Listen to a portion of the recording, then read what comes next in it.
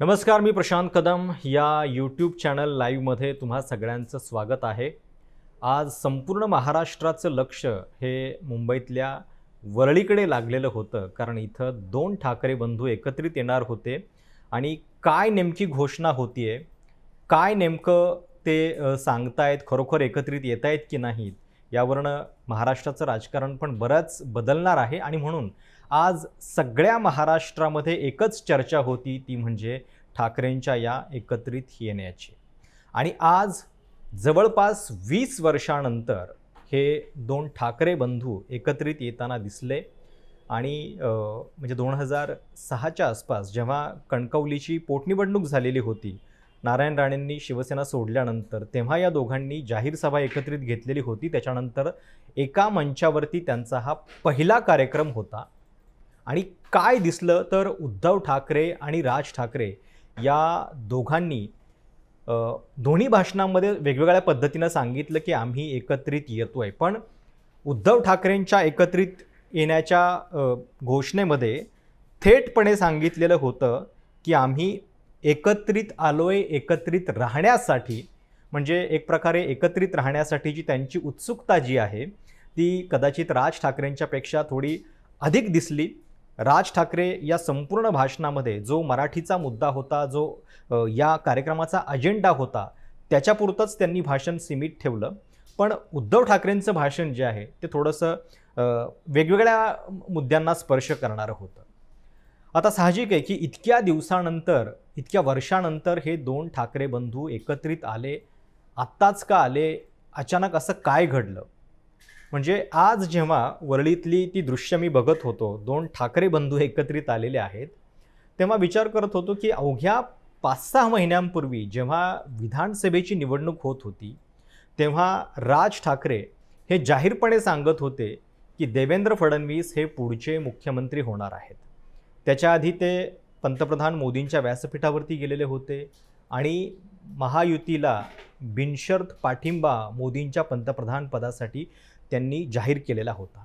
त्यामुळे विचार करा की असं 5-6 महिन्यामध्ये नेमकं काय घडलं। म्हणजे त्यावेळी ज्यावेळी विधानसभेचा निकाल लागलेला होता, आपल्या कोणाच्याही कल्पनेमध्ये हे नव्हतं की पुढच्या 5-6 महिन्यामध्ये असं काही राजकारण बदलणार आहे की दोन ठाकरे बंधू एकत्रित येतील।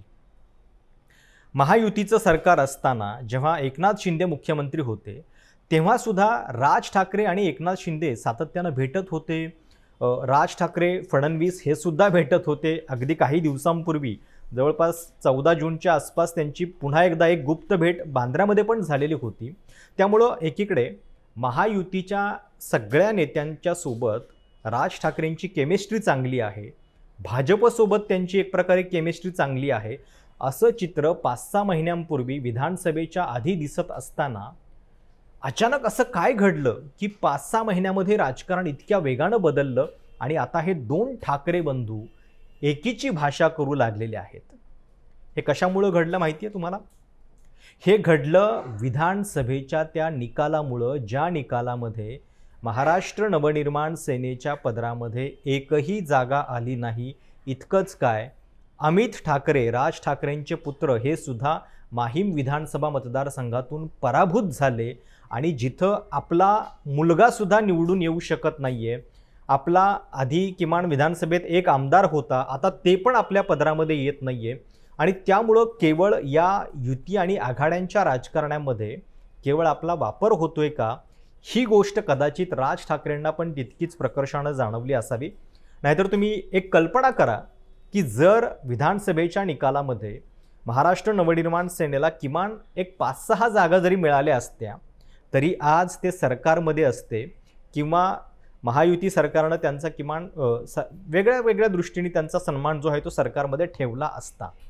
पण एवढं सगळं करून सुद्धा आपल्याला एकही आमदार म्हणजे निवडून आणता आला नाही आणि दुसरीकडं आपल्या मुलाचा सुद्धा पराभव होतोय। साहजिक त्यांनी हा विचार केला असेल की या सगळ्यातून मग आपल्याला मिळालं काय, आणि म्हणूनच कदाचित पुढच्या 5-6 महिन्यामध्ये मग वेगानं सगळी समीकरणं बदलली आणि मग आज हे दोन ठाकरे बंधू एकत्रित येत आहेत। उद्धव ठाकरेंनी तर भरपूर गोष्टी पणाला लावलेल्या आहेत। 2019 पासून त्यांनी भाजपला थेट अंगावरती घ्यायला सुरुवात केली। 2014 ते 19 दोघांचं एकत्रित सरकार होतं, पण त्या सरकारमध्ये शिवसेनेला जी वागणूक मिळत होती त्याच्यामुळे ते आधीपासूनच नाराज होते आणि जवळपास 50% विरोधकाच्या भूमिकेत ते तेव्हापासूनच गेलेले होते. पण भाजपला इतक्या थेटपणे त्यांनी अंगावर घेतल्यानंतर त्यांना काय मिळालं, तर त्यांचा पक्ष हिरावला गेला, त्यांचं निवडणूक चिन्ह हिरावलं गेलं. त्यांचे आमदार 56 वरून आता 20 वरती आलेले आहेत. कदाचित BMCच्या वेळी पण त्यांना खूप निकराची लढाई द्यावी लागणार आहे.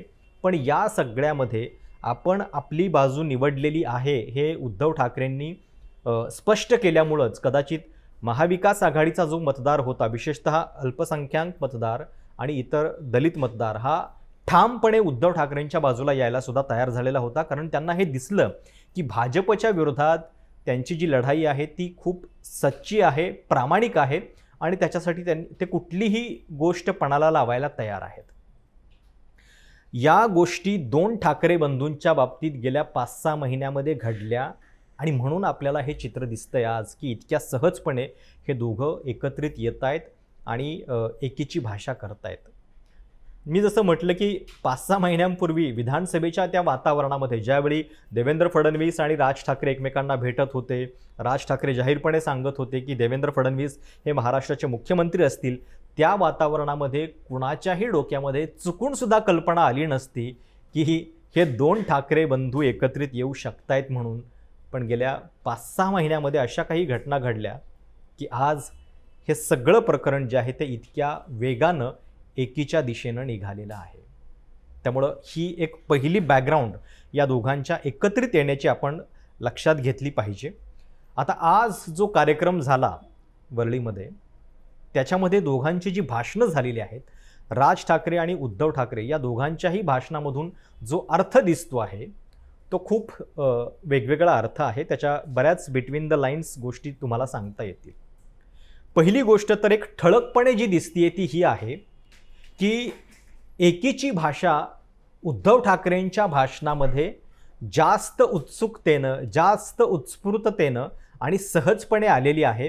राज ठाकरेंनी मात्र इतक्या सहजपणे किंवा इतक्या उत्सुकतेनं ती गोष्ट जी आहे ती या भाषणामध्ये त्यांच्या दिसलेली नाही आहे. म्हणजे उद्धव ठाकरेंचं विधान काय होतं, तर उद्धव ठाकरे असं म्हणाले की एकत्र आलोय एकत्र राहण्यासाठी.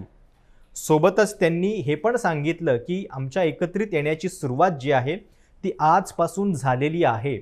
इतक्या थेटपणे ते सांगत होते.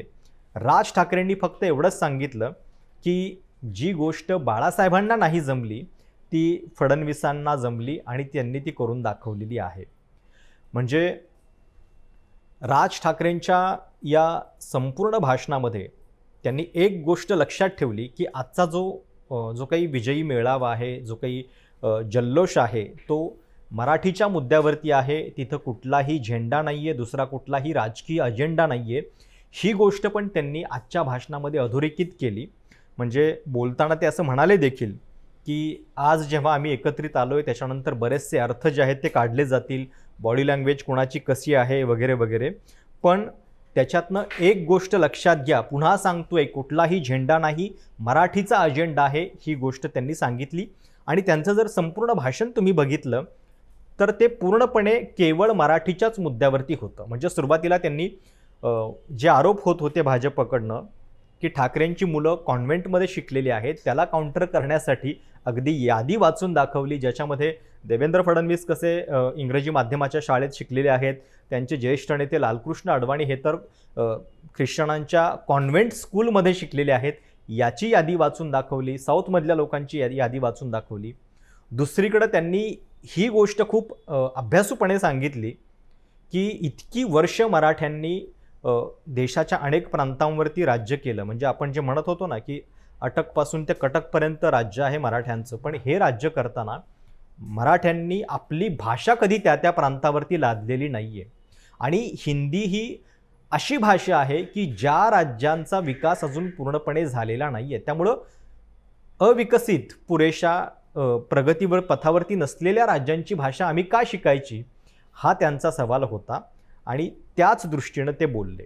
आता दोघांच्या भाषणामधली अजून एक गंमत जी आहे ती लक्षात घेण्यासारखी आहे की दोघांनीही फडणवीसांचा उल्लेख आपल्या भाषणामध्ये केला एकत्रित येण्याबद्दल. पण भाषेतला फरक बघा. राज ठाकरे असं म्हणाले की जी गोष्ट बाळासाहेबांना पण नाही जमली ती फडणवीसांनी करून दाखवली, त्यांच्यामुळे आम्ही एकत्रित आलो. म्हणजे एक प्रकारे थोडासा आदराचा उल्लेख होता. उद्धव ठाकरेंच्या बोलण्यामध्ये मात्र अनाजी पंतामुळे अंतरपाठ आमच्यातला दूर झालेला आहे. म्हणजे देवेंद्र फडणवीस यांचा उल्लेख अनाजी पंत असा उद्धव ठाकरेंनी केला. एक प्रकारे जी कटुता आहे देवेंद्र फडणवीसांच्या बद्दल ती उद्धव ठाकरेंच्या भाषणामध्ये, त्यांच्या बोलण्यामध्ये, त्यांच्या वाक्यामध्ये अधिक दिसतीये. तितकी ती काही राज ठाकरेंच्या भाषणामध्ये जाणवत नाही, त्या शब्दामध्ये. आणि एकत्रित येण्याबद्दल थेटपणे आम्ही एकत्रित आलोय एकत्रित राहण्यासाठी असं जे उद्धव ठाकरेंनी जाहीरपणे सांगितलं तितक्या सहजपणे राज ठाकरेंनी सांगितलेलं नाही आहे. राज ठाकरे एवढंच म्हणाले की आम्ही म्हणजे आमच्याकडे तुमच्याकडे जी सत्ता आहे, भाजप आणि सगळ्या लोकांना ते सांगत होते की तुमच्याकडे जी सत्ता आहे ती विधान भवनातली असेल, आमच्याकडे सत्ता रस्त्यावरची आहे. म्हणजे हा फरक जो आहे तो लक्षात घेण्यासारखा आहे. आणि भाषणानंतर सुद्धा बघा, जेव्हा ह्या दोघांची भाषणं संपली, तुम्ही भाजपच्या लोकांच्या प्रतिक्रिया बघा, तुम्ही एकनाथ शिंदे गटाच्या प्रतिक्रिया बघा. दोघेही टीका करतायत उद्धव ठाकरेंच्यावरती. राज ठाकरेंचा अजूनही ते उल्लेख करत नाही आहेत. म्हणजे मी मगाशी आशिष शेलारांची प्रतिक्रिया बघितली. ते प्रतिक्रियेमध्ये काय म्हणतात बघा. महापालिका निवडणूक जवळ आल्यामुळे भाजपला घाबरलेल्या उबाठा सेनेला आता भाऊबंदकी आठवली. ज्या भावाला घराबाहेर काढले त्याची जाहीर मनधरणी करण्यासाठी आजचा वरळीचा कौटुंबिक स्नेहमिलनाचा कार्यक्रम होता. म्हणजे उद्धव ठाकरेंच्यावरती हा आरोप भाजप करते, ते आपल्या भावाची मनधरणी करतायत एकीसाठी असं म्हणत. म्हणजे उद्धव ठाकरेंच्यावरती टीका, पण राज ठाकरेंच्याबद्दल एक सॉफ्ट कॉर्नर जो आहे तो भाजपच्या प्रतिक्रियेमध्ये दिसतोय. बावनकुळेंच्या पण प्रतिक्रियेमध्ये तेच दिसतंय. बावनकुळे असं म्हणतायत की मराठीच्या गोंडस नावाखाली आज उद्धव ठाकरे यांनी वरळीत सत्ता गेल्याचं शोकगीत गायलं, पण मुख्यमंत्री असताना 2022मध्ये पहिलीपासून हिंदी सक्तीचा अहवाल का स्वीकारला याचं उत्तर त्यांनी दिलंच नाही, वगैरे वगैरे. म्हणजे खरं तर ही एकी जी आहे ती दोन भावांची आहे. दोन भाऊ एकत्र येत आहेत, पण त्याच्यामध्ये सुद्धा आज टीका करताना केवळ उद्धव ठाकरेंच्या बद्दल टीका भाजपवाले करतायत, राज ठाकरेंच्या बद्दल चकार शब्द काढत नाहीयेत. ही गोष्ट दुर्लक्षित करण्यासारखी नाहीये. आणि जेव्हा या दोन भाषणांचा आपण पूर्णपणे आढावा घेतोय तेव्हा मुळात या सगळ्या एकीची सुरुवात कुठून झालेली होती, तर ती अर्थातच राज ठाकरेंच्या विधानानं झालेली होती. महेश मांजरेकरांच्या पॉडकास्टमध्ये 19 एप्रिलला राज ठाकरेंनी एक विधान केलं आणि त्याच्यानंतर हा घटनाक्रम सुरू झालेला होता. म्हणजे आज जेव्हा आपण असं म्हणतोय की उद्धव ठाकरेंची एकीबद्दलची उत्सुकता जास्त आहे, त्यांना जाहीरपणे ती गोष्ट बोलून दाखवावीशी वाटते जितकी राज ठाकरेंना वाटत नाहीये. पण सुरुवात तर राज ठाकरेंच्या विधानापासून झालेली होती. पॉडकास्टमध्ये ते जेव्हा असं बोलले की आमच्या दोघांमधल्या भांडणापेक्षा महाराष्ट्राचं हित जे आहे ते जास्त मोठं आहे आणि महाराष्ट्राच्या हितापुढं कुठलीही गोष्ट मोठी नाही आहे. आणि त्याच्यानंतर हा सगळा सिलसिला सुरू झालेला होता. आता आज जेव्हा आपण वरळीतल्या या सगळ्या मेळाव्याचं वर्णन करतोय तेव्हा एक गोष्ट खूप ठळकपणे दिसली. या संपूर्ण मेळाव्यातलं इव्हेंट मॅनेजमेंट. म्हणजे दोन ठाकरे बंधू जेव्हा एकत्रित येत आहेत तेव्हा त्यांच्या एकत्रित येण्याचा तो क्षण कसा असावा याच्यावरती बहुधा नेपथ्य रचनेसाठी भरपूर मेहनत जी आहे ती करण्यात आलेली होती. कारण वरळीतल्या त्या सभागृहामध्ये अचानकपणे लाईट घालवल्या जातात, अंधार होतो आणि त्याच्यानंतर या दोन भावांची एकत्रितपणे एंट्री होते. दोघांनी एकमेकांना मिठी पण मारली. तर हे जे काही नेपथ्य आहे या संपूर्ण गर्दीमध्ये, म्हणजे अशा पद्धतीची जी एंट्री असते पूर्णपणे फोकस त्या दोन व्यक्तींवरती राहावा याचा विचार सिनेमॅटिक किंवा थिएट्रिकल पॅरामीटरमध्ये खूप केला जातो. तशाच पद्धतीचा विचार जो आहे तो कदाचित आजच्या कार्यक्रमामध्ये सुद्धा केला गेला. जेव्हा ते दोघं एकत्रित आले तेव्हा ठाकरे चित्रपटातलं ते ठाकरे हे जे गाणं आहे ते सुद्धा बॅकग्राऊंडला वाजत होतं. म्हणजे आज ती पण उत्सुकता होती की जेव्हा हे दोघे एकत्रित येतील तेव्हा कशा पद्धतीनं ती सगळी एंट्री असेल. राज ठाकरेंनी आपल्या भाषणाची सुरुवात सन्माननीय उद्धव ठाकरे आणि मग जमलेल्या माझ्या तमाम हिंदू बंधू भगिनींनो अशा पद्धतीने केली.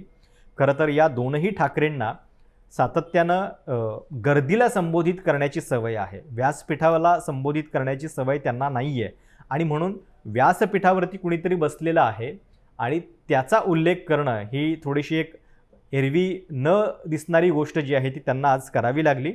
आणि त्या दृष्टीनं सुद्धा म्हणजे दोघेच व्यासपीठावरती होते. कालपासून खूप चर्चा होती की कोण कोण भाषणं करतील, कुणाकुणाला ती संधी असेल, पण दोघेच व्यासपीठावरती राहिले, दोघांनीच भाषणं केली. या मेळाव्यातली राजकीयदृष्ट्या अजून एक महत्त्वाची गोष्ट ही आहे की या मेळाव्यामध्ये काँग्रेसचा कुठलाही प्रमुख नेता उपस्थित नव्हता.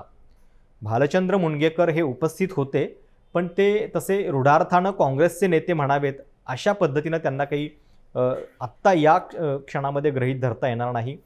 राष्ट्रवादीच्या सुप्रिया सुळे शरद पवार गटाच्या उपस्थित होत्या, जितेंद्र आव्हाड होते, शेकापचे जयंत पाटील होते, महादेव जानकर होते, कम्युनिस्ट मंडळी काही होती, अजित नवले होते, प्रकाश रेड्डी होते, मराठी अभ्यास केंद्राचे दीपक पवार पण होते. पण या संपूर्ण भाषणाच्या दरम्यान काँग्रेसचा एकही नेता उपस्थित नव्हता. याच्यावरून तुम्हाला लक्षात येईल की उद्या जर दोन्ही ठाकरे बंधू मुंबई महानगरपालिकेसाठी एकत्रित आले तर त्याच्यामध्ये काँग्रेस स्वतःला दूर ठेवणंच पसंत करेल. कारण त्याचं एक कारण आहे. परप्रांतीयांच्याबद्दल राज ठाकरेंची जी भूमिका आहे ती उद्धव ठाकरेंच्यापेक्षा गेल्या काही वर्षामध्ये जास्त आक्रमक राहिलेली आहे. आणि अशावेळी काँग्रेस जर पुन्हा या दोन बंधूंच्या सोबत दिसायला लागली तर त्यांचा जो उरलेला परप्रांतीय मतदार आहे, अमराठी मतदार आहे, तो सुद्धा ते गमावून बसतील. आणि हा सगळा एकगठ्ठा मतदार जो आहे तो एक प्रकारे भाजपला आंदण दिल्यासारखं होईल. आणि ती चूक करण्यापेक्षा किमान मग आपण वेगळं लढून अंडरस्टँडिंगमध्ये काही जागा मुंबईतल्या लढवाव्यात, हा विचार जो आहे तो शहाणपणाचा या दोन नेत्यांसाठी, दोन पक्षांसाठी असू शकतो. आणि म्हणून कदाचित ही रचना जी आहे ती करण्यात आलेली असावी.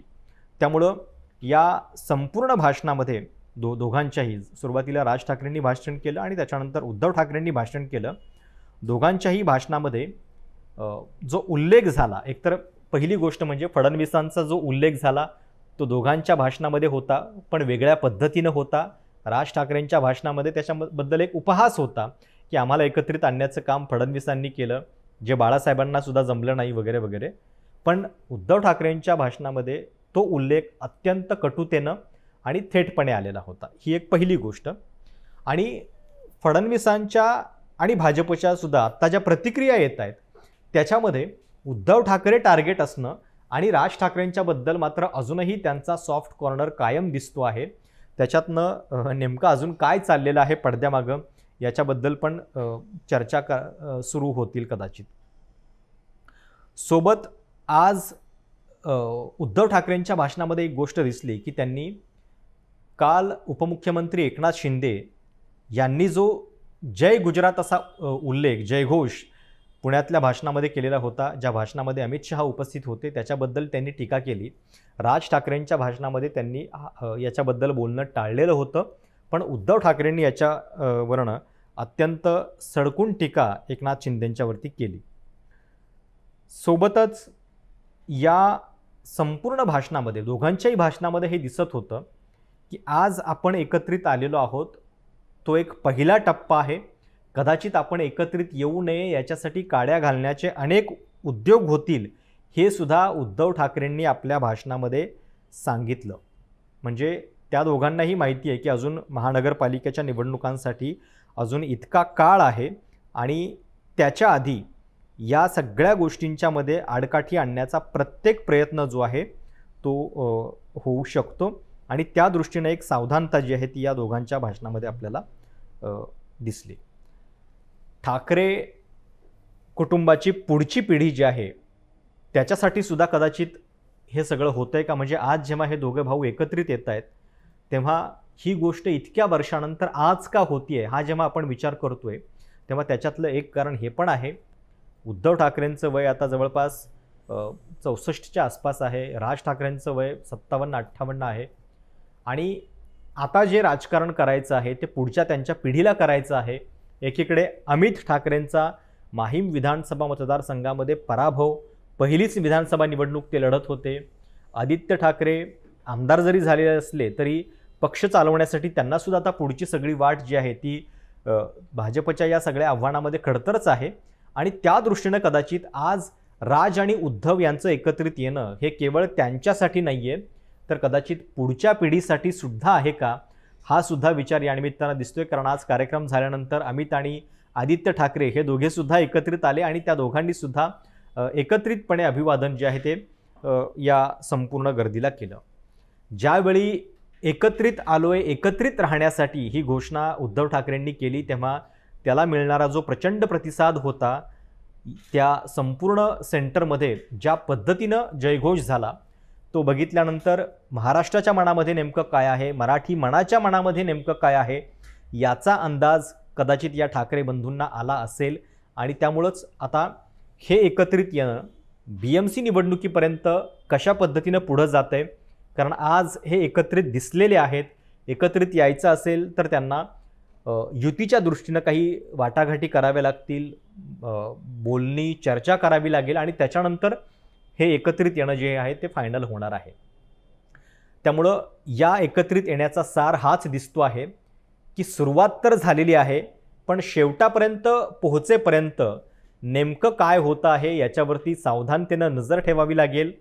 आज भाषण झाल्यानंतर भाजपच्या टीकेचा सूर केवळ उद्धव ठाकरे यांच्या बाजूनं असणं, राज यांच्याबद्दल मात्र चकार शब्दही नसणं, ही गोष्ट दुर्लक्षित करून चालणार नाही. पण शिवसेनेच्या एकूण वाटचालीमध्ये आणि या दोघांच्या एकत्रित येण्यामध्ये 5 जुलै ही तारीख जी आहे ती खूप महत्त्वाची ठरेल. 19 जून 1966 या दिवशी शिवसेनेची स्थापना झालेली होती. शिवसेनेच्या वाटचालीमध्ये हा दिवस खूप महत्त्वाचा आहे. 23 जानेवारी बाळासाहेबांचा जन्मदिवस हा महत्त्वाचा आहे. तशाच पद्धतीनं कदाचित 5 जुलै ही तारीखसुद्धा या ठाकरे कुटुंबाच्या आणि 2 पक्षांच्या एकत्रित वाटचालीमध्ये खूप महत्त्वाची ठरेल. कारण या दिवशी वरळीमध्ये हे 2 पक्ष एकत्रित आलेले आहेत. मुद्दा मराठीचा आहे, पण या मुद्द्यावरून पुन्हा संपूर्ण महाराष्ट्राला पुढं एकत्रितपणे एक पर्याय देण्याचं काम खरोखर हे 2 ठाकरे बंधू करतायत का, याच्याबद्दल मात्र आपल्याला थोडीशी वाट बघावी लागेल. तुम्हाला या सगळ्याबद्दल नेमकं काय वाटतंय, तुमची प्रतिक्रिया काय आहे आणि या दोघांची भाषणं बघितल्यानंतर तुम्हाला या 2 भाषणांमधली सर्वाधिक भावलेली कुठली गोष्ट होती, कमेंट्समध्ये आवर्जून कळवा. तुमच्या सगळ्या प्रतिक्रियांचं स्वागत आहे. तुर्तास आपण या लाईव्हमध्ये इथंच थांबूयात. चॅनल सबस्क्राईब करायला विसरू नका. धन्यवाद.